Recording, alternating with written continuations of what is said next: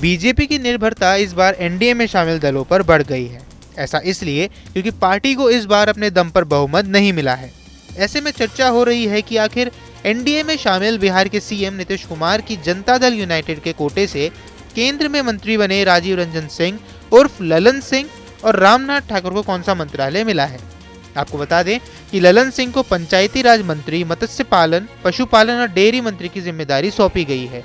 वहीं रामनाथ ठाकुर को कृषि एवं किसान कल्याण मंत्रालय में राज्य मंत्री की जिम्मेदारी मिली है।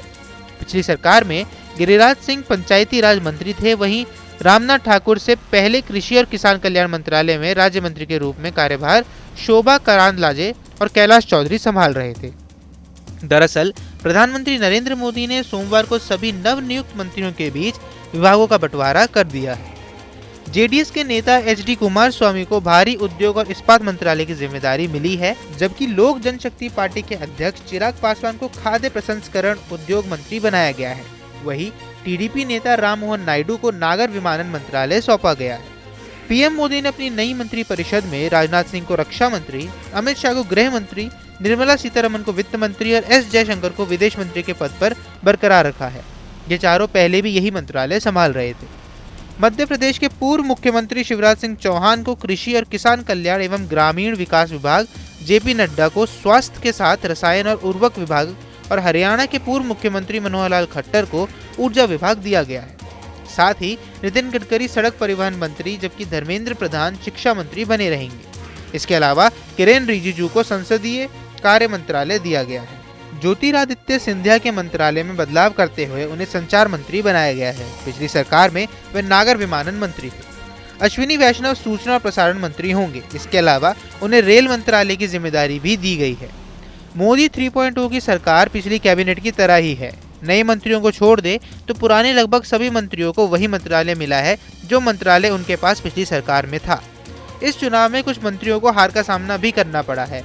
यूपी में ही अकेले 6 गद्दावर मंत्री चुनाव हार चुके हैं। यूपी में ब्राह्मण चेहरा महेंद्रनाथ पांडे चंदौली से चुनाव हार गए। मुजफ्फरनगर से संजीव बालियान हार गए। ऐसे में इनमें से किसी को भी दोबारा कैबिनेट में शामिल नहीं किया गया है।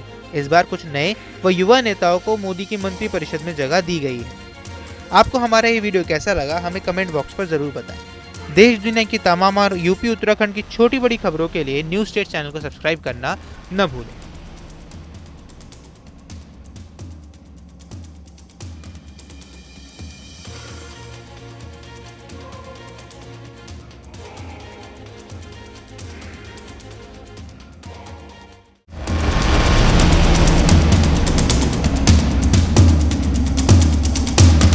बीजेपी की निर्भरता इस बार एनडीए में शामिल दलों पर बढ़ गई है। ऐसा इसलिए क्योंकि पार्टी को इस बार अपने दम पर बहुमत नहीं मिला है। ऐसे में चर्चा हो रही है कि आखिर एनडीए में शामिल बिहार के सीएम नीतीश कुमार की जनता दल यूनाइटेड के कोटे से केंद्र में मंत्री बने राजीव रंजन सिंह उर्फ ललन सिंह और रामनाथ ठाकुर को कौन सा मंत्रालय मिला है। आपको बता दें कि ललन सिंह को पंचायती राज मंत्री, मत्स्य पालन, पशुपालन और डेयरी मंत्री की जिम्मेदारी सौंपी गई है। वहीं रामनाथ ठाकुर को कृषि एवं किसान कल्याण मंत्रालय में राज्य मंत्री की जिम्मेदारी मिली है। पिछली सरकार में गिरिराज सिंह पंचायती राज मंत्री थे। वहीं रामनाथ ठाकुर से पहले कृषि और किसान कल्याण मंत्रालय में राज्य मंत्री के रूप में कार्यभार शोभा करांदलाजे और कैलाश चौधरी संभाल रहे थे। दरअसल प्रधानमंत्री नरेंद्र मोदी ने सोमवार को सभी नवनियुक्त मंत्रियों के बीच विभागों का बंटवारा कर दिया है। जेडीएस के नेता एचडी कुमारस्वामी को भारी उद्योग और इस्पात मंत्रालय की जिम्मेदारी मिली है, जबकि लोक जनशक्ति पार्टी के अध्यक्ष चिराग पासवान को खाद्य प्रसंस्करण उद्योग मंत्री बनाया गया है। वहीं टीडीपी नेता राममोहन नायडू को नागर विमानन मंत्रालय सौंपा गया है। पीएम मोदी ने अपनी नई मंत्रिपरिषद में राजनाथ सिंह को रक्षा मंत्री, अमित शाह को गृह मंत्री, निर्मला सीतारमण को वित्त मंत्री और एस जयशंकर को विदेश मंत्री के पद पर बरकरार रखा है। ये चारों पहले भी यही मंत्रालय संभाल रहे थे। मध्य प्रदेश के पूर्व मुख्यमंत्री शिवराज सिंह चौहान को कृषि और किसान कल्याण एवं ग्रामीण विकास विभाग, जेपी नड्डा को स्वास्थ्य के साथ रसायन और उर्वरक विभाग और हरियाणा के पूर्व मुख्यमंत्री मनोहर लाल खट्टर को ऊर्जा विभाग दिया गया है। साथ ही नितिन गडकरी सड़क परिवहन मंत्री, जबकि धर्मेंद्र प्रधान शिक्षा मंत्री बने रहेंगे। इसके अलावा किरेन रिजिजू को संसदीय कार्य मंत्रालय दिया गया है। ज्योतिरादित्य सिंधिया के मंत्रालय में बदलाव करते हुए उन्हें संचार मंत्री बनाया गया है। पिछली सरकार में वे नागर विमानन मंत्री थे। अश्विनी वैष्णव सूचना और प्रसारण मंत्री होंगे। इसके अलावा उन्हें रेल मंत्रालय की जिम्मेदारी भी दी गई है। मोदी 3.0 की सरकार पिछली कैबिनेट की तरह ही है। नए मंत्रियों को छोड़ दे तो पुराने लगभग सभी मंत्रियों को वही मंत्रालय मिला है जो मंत्रालय उनके पास पिछली सरकार में था। इस चुनाव में कुछ मंत्रियों को हार का सामना भी करना पड़ा है। यूपी में ही अकेले 6 गद्दावर मंत्री चुनाव हार चुके हैं। यूपी में ब्राह्मण चेहरा महेंद्रनाथ पांडे चंदौली से चुनाव हार गए। मुजफ्फरनगर से संजीव बालियान हार गए। ऐसे में इनमें से किसी को भी दोबारा कैबिनेट में शामिल नहीं किया गया है।